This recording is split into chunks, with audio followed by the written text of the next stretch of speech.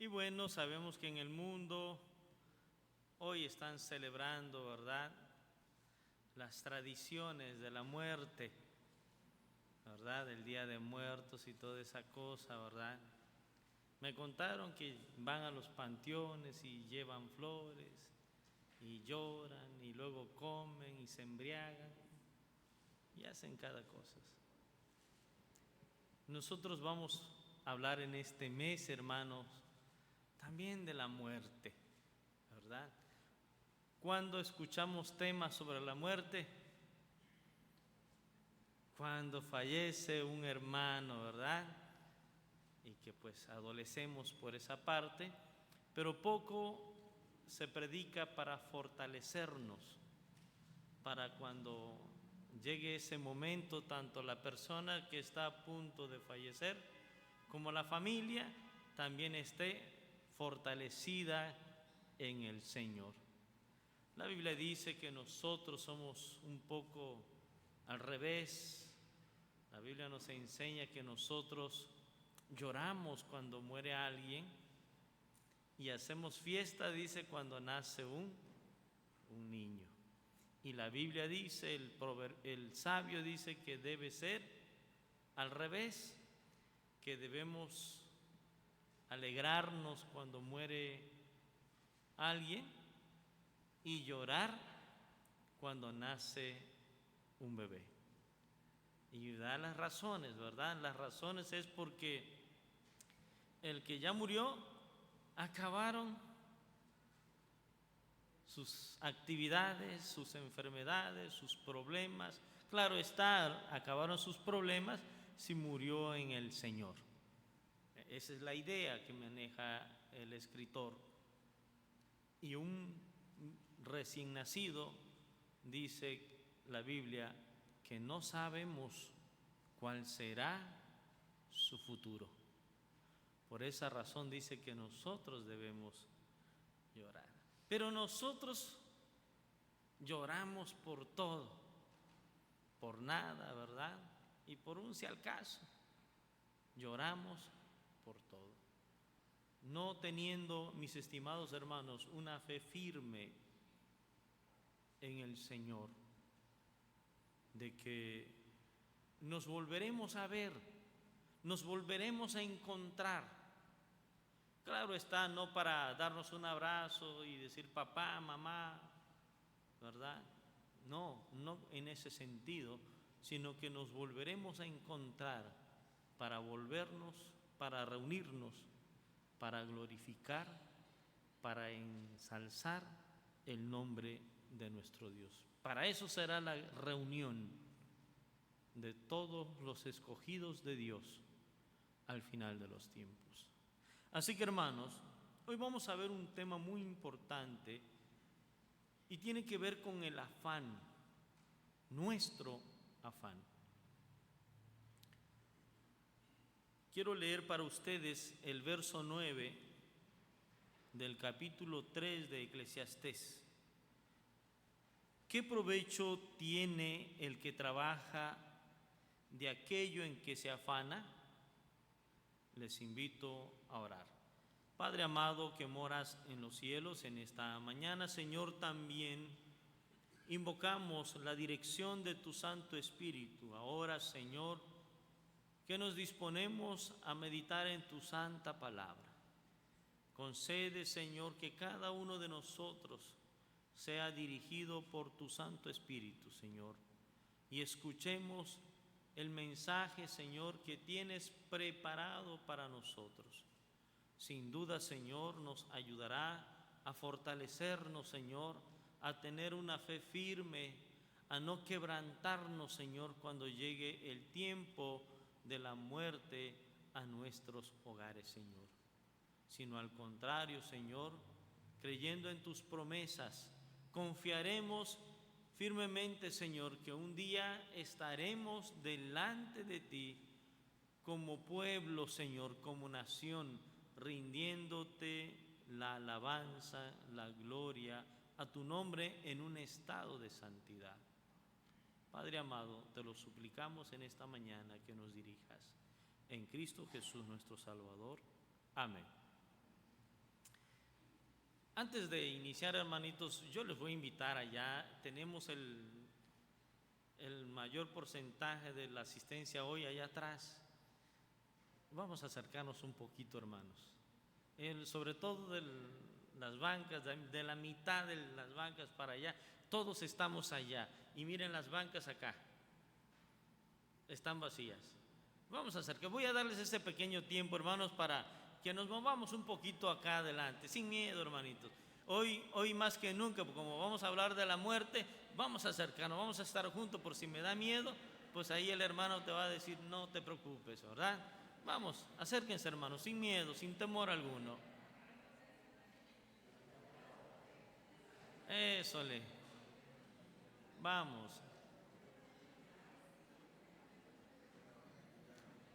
Por lo menos háganme la idea que el templo está lleno hoy, ¿verdad? Allá los que se queden atrás, bueno, que los espante, ya saben quién.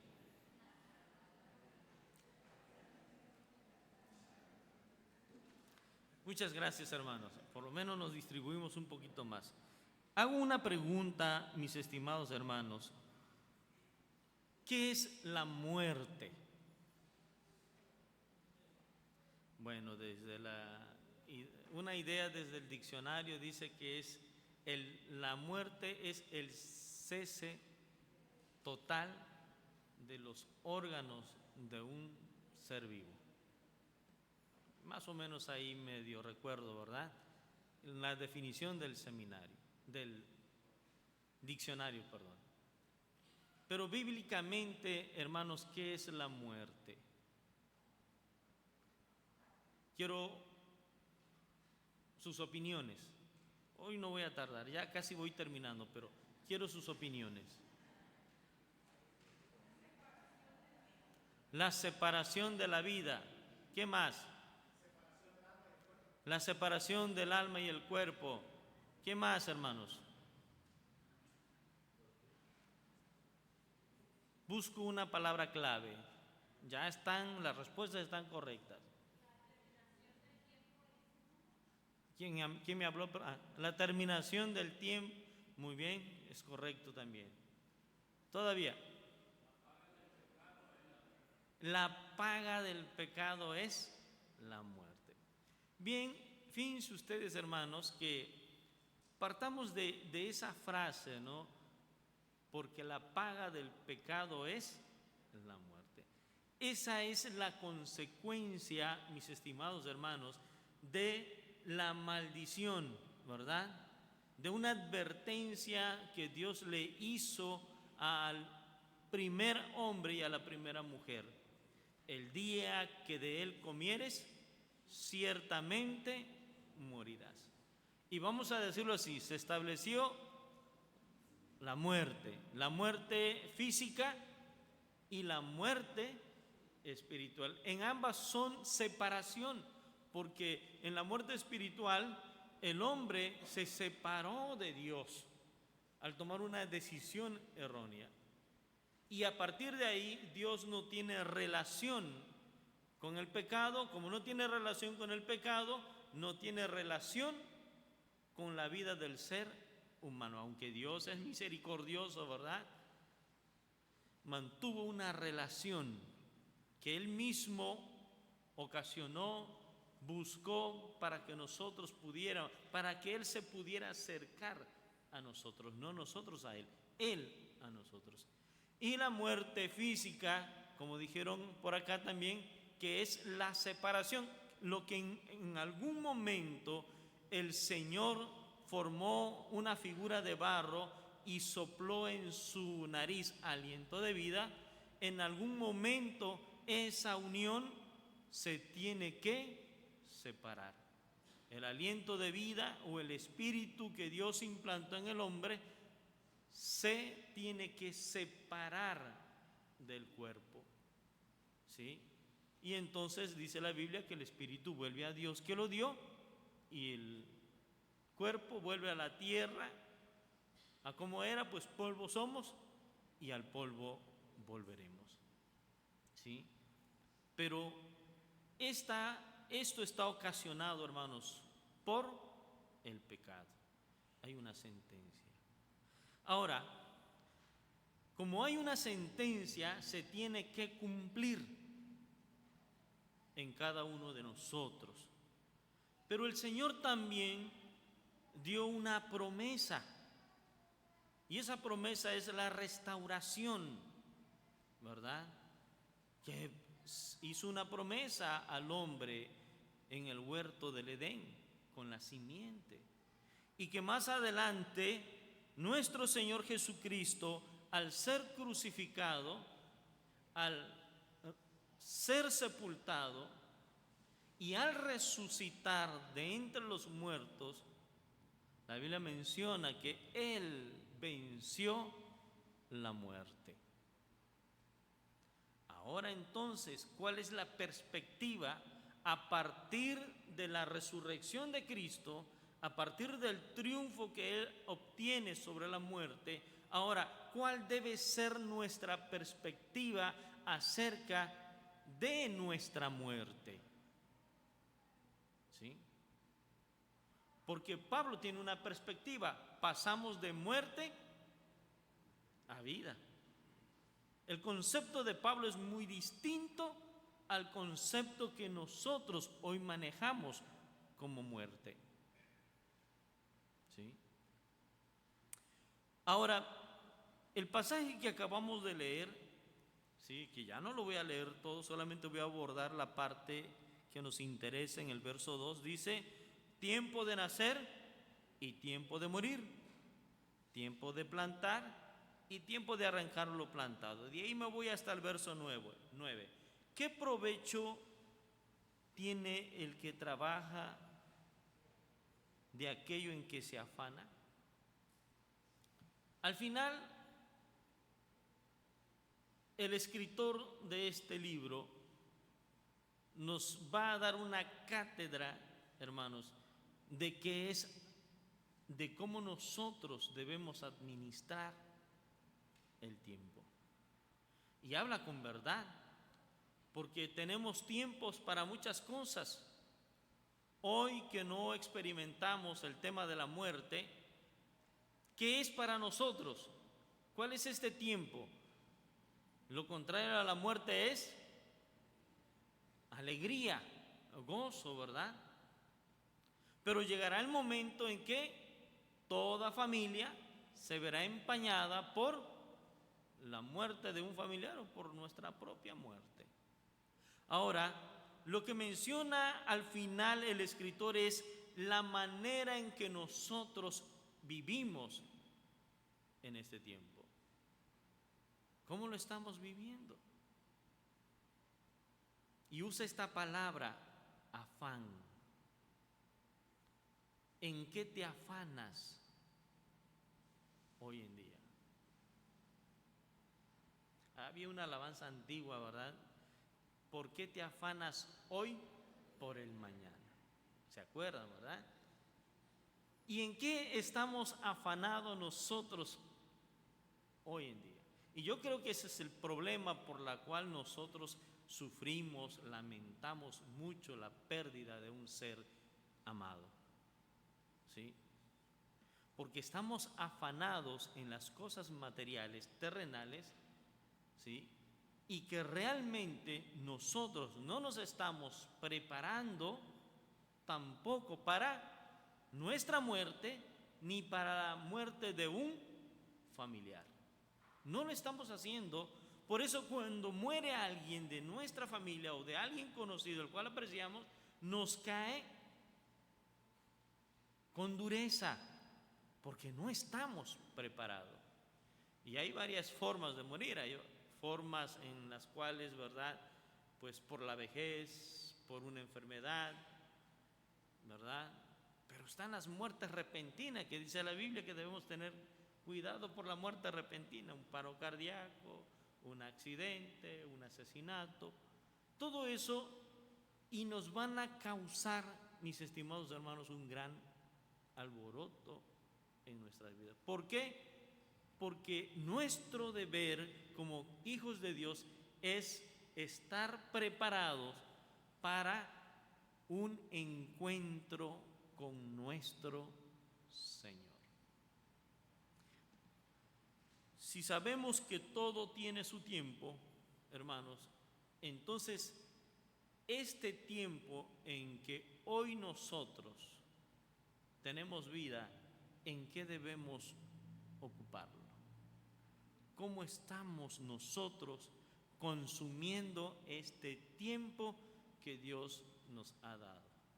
Si aquí dice tiempo de morir, tiempo de nacer, perdón, y tiempo de morir.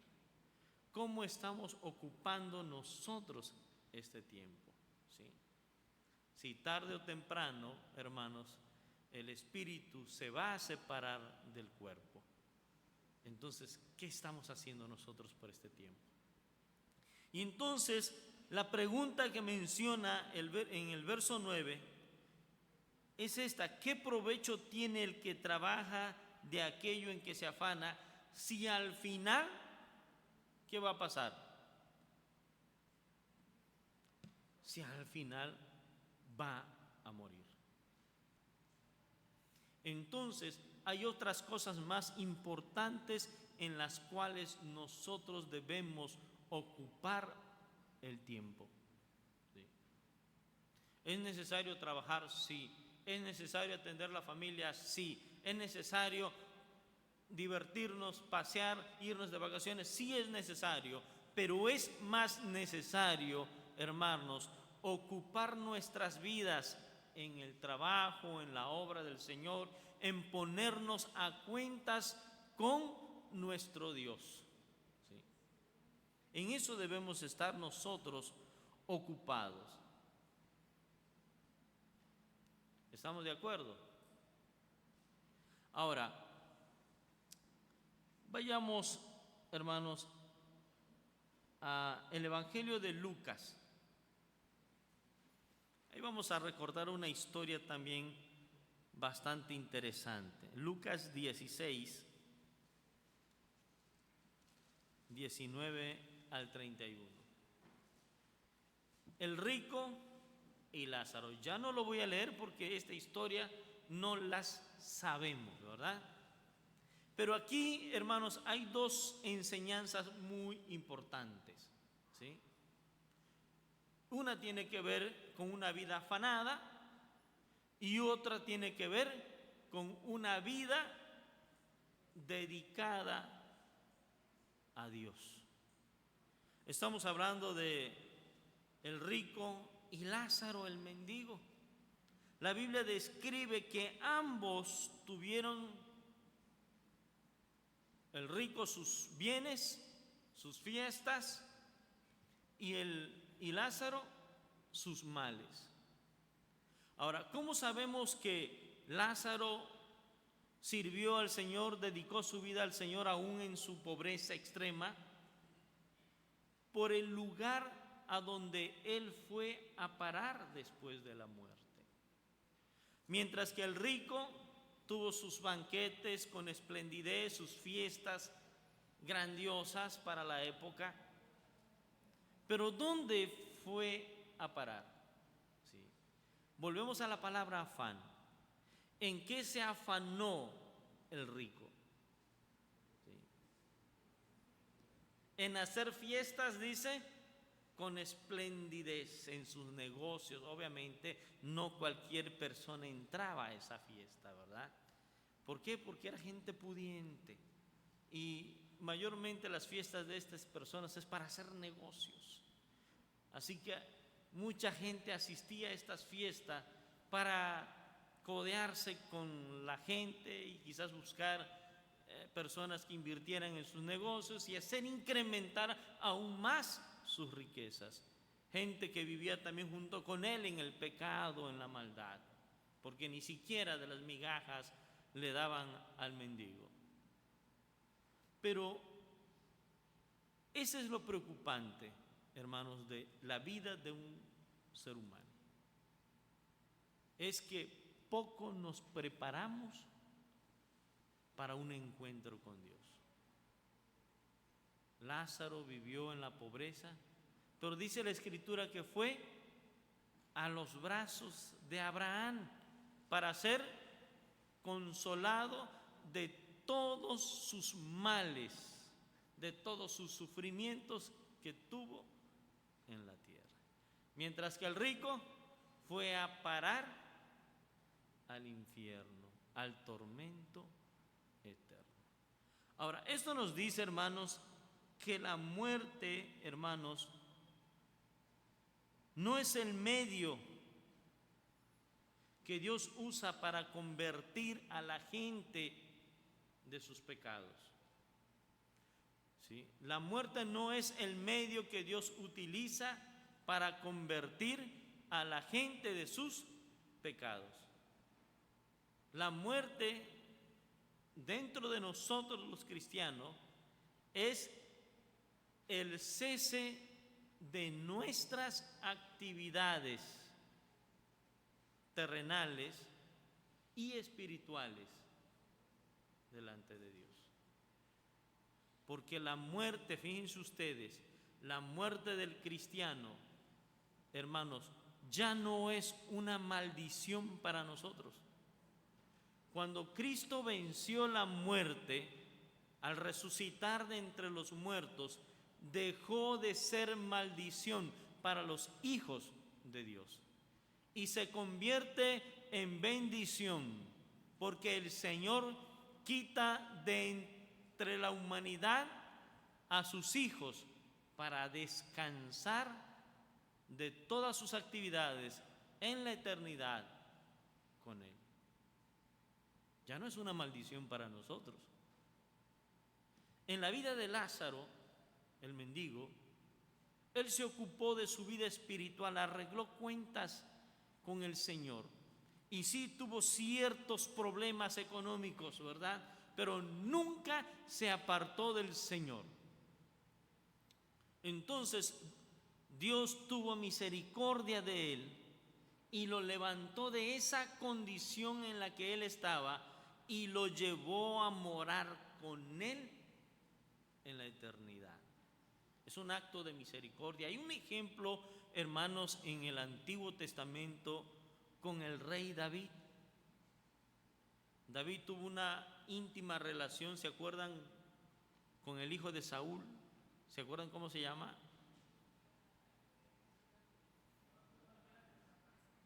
Jonatán, ¿verdad? Y luego él incluso dio la vida por su amigo David.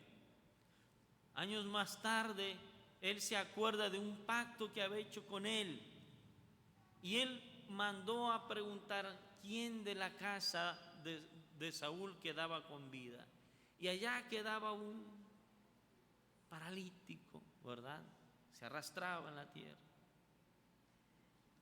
Y él lo manda a traer.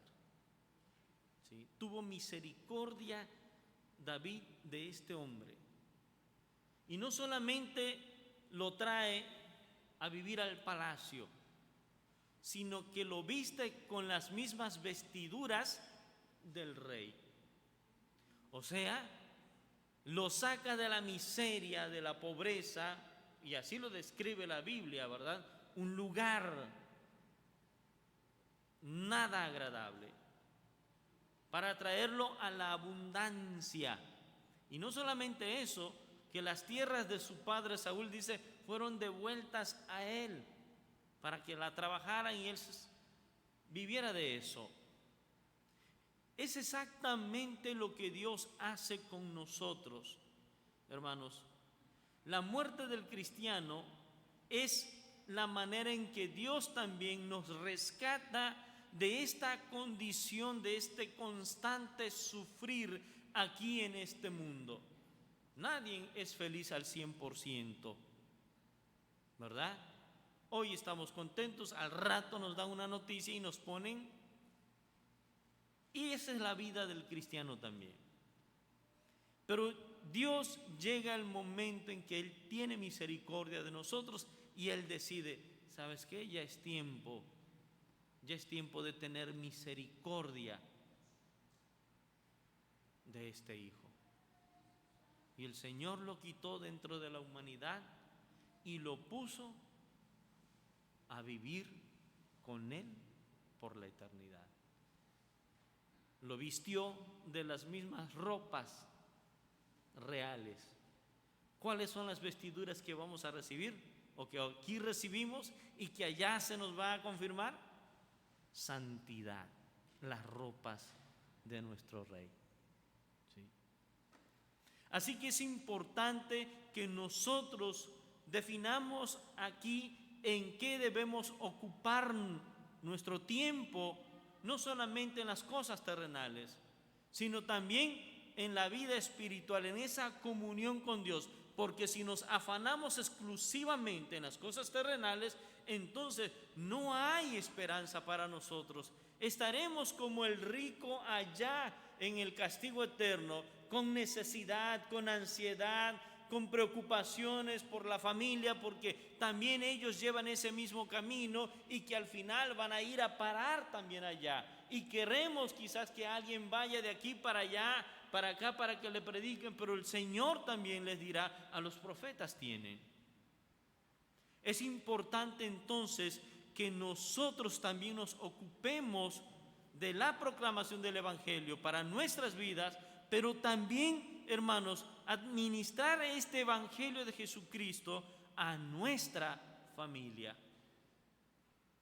para que cuando llegue el momento de que el Señor nos llame a su presencia, yo esté seguro y mi familia esté convencida de que yo voy a vivir con Cristo Jesús.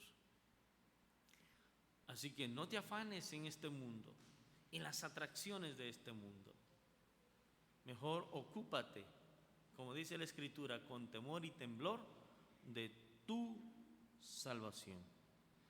Así que la muerte no es el medio que Dios usa para convertir a la gente en cristianos, ¿sí? Las condiciones, hermanos, en las que uno se encuentra al morir es la misma condición que estaremos en la eternidad. Si aquí moriste con Cristo, en la eternidad estarás con Cristo. Si aquí moriste sin Cristo, en la eternidad estarás sin Cristo. ¿Sí? Así que, hermano, ¿en qué ocupamos hoy nuestro tiempo? Pero también, hermanos, debemos entender que tarde o temprano tendremos una cita con la muerte, y no con, como dicen allá algunos, ¿verdad?, con un espíritu allá que se nos va a aparecer con una hoz y va a cortar el hilo. No en ese sentido, ¿verdad? Sí, esa es creencia, y si se las aparece es el diablo, no es, porque la muerte no es así, ¿no? Vamos a buscar, hermanos, en Hebreos capítulo 9.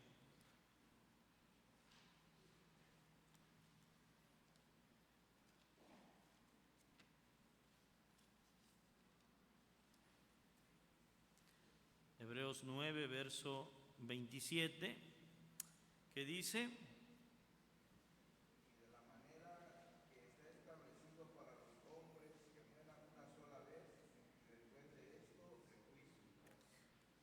imagínense ustedes, y de la manera que está establecido que el hombre muera una sola vez. ¿Sí? Y después dice el juicio. Vuelvo a mencionar, ¿en qué estamos ocupando ese tiempo que Dios nos da? Porque si el Señor está afirmando que la muerte del ser humano es una sola vez, lo que sucede después de la muerte es el juicio de Dios. Y hermanos, y el juicio es establecido para los cristianos y para los no cristianos. ¿Sí? Todos vamos a pasar por ese juicio. Yo no sé qué número soy en la lista, ¿verdad? No me preocupa, ¿verdad? Porque habremos miles, millones a lo mejor, ¿verdad? Espero no ser, no espero ser el primero. Yo creo que el primero va a ser Adán y Eva, ¿verdad? Bueno, no sé. Pero fíjense ustedes, hermanos, ¿sí?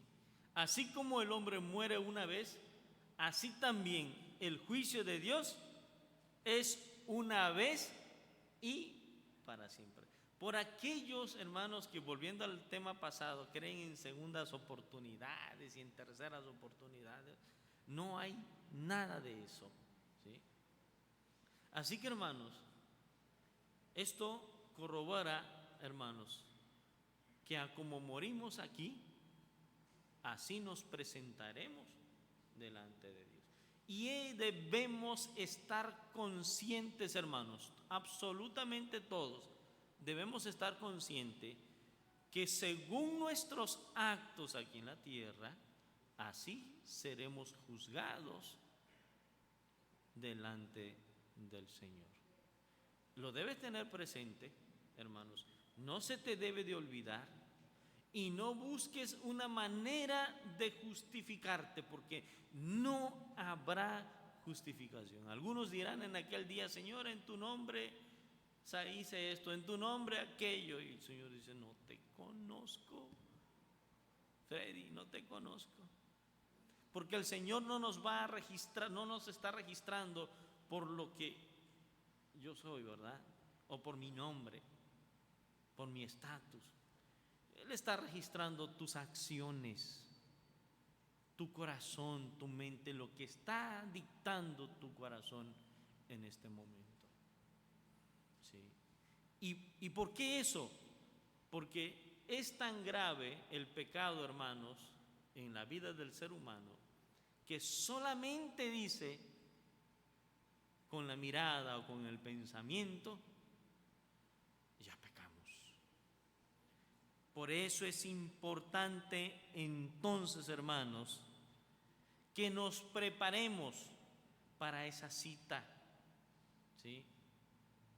Para que yo esté listo, para que por la gracia del Señor, por la obra redentora de Jesucristo, yo me encuentre sin pecado al momento de la muerte.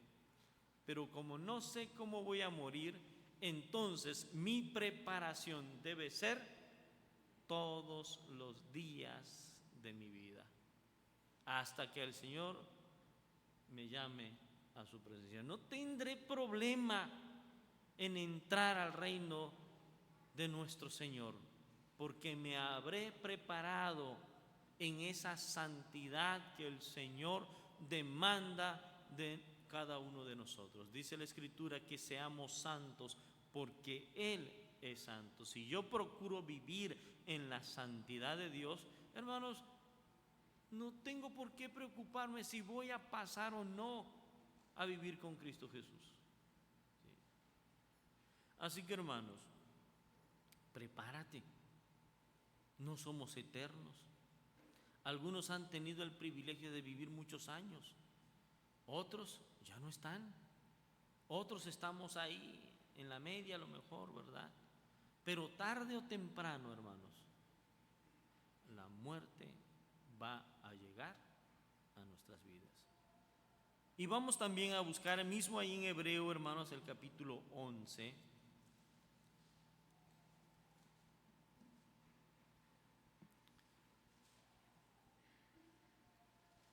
Verso 13. Conforme a la fe murieron todos estos sin haber recibido lo prometido, sino mirándolo de lejos y creyéndolo y saludándolo y confesando que eran extranjeros y peregrinos sobre la tierra. En nuestra preparación tenemos que tener fe de que entraremos a vivir con nuestro Señor Jesucristo. Es por fe, hermanos. Yo no les puedo decir, hermanos, como algunos dicen: no, pues es que me medio morí y vi allá mansiones, un cielo nuevo, una tierra nueva, vi calles de oro.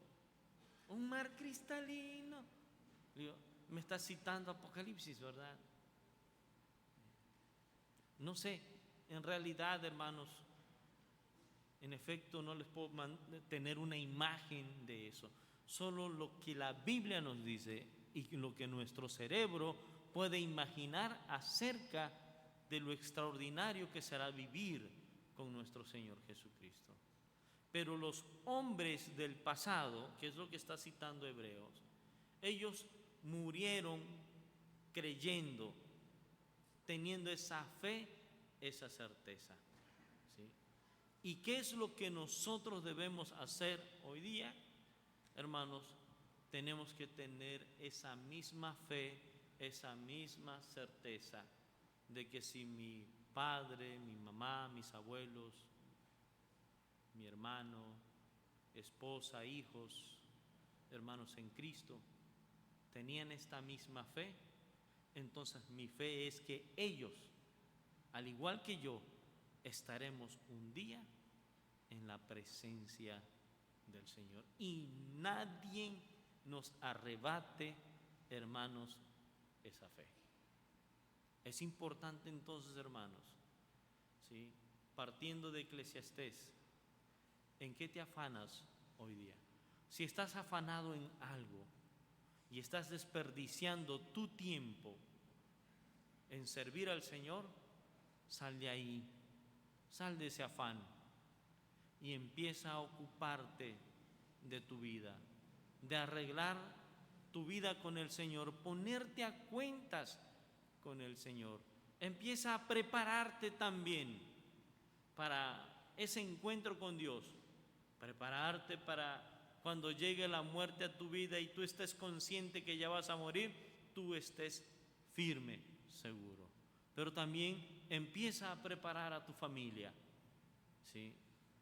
La muerte del cristiano es la misericordia de Dios manifestado en el hecho de que Él nos quita de este mundo de sufrimiento y nos traslada al gozo eterno que Él tiene preparado para nosotros. ¿Estamos de acuerdo? Que el Señor nos bendiga, hermanos.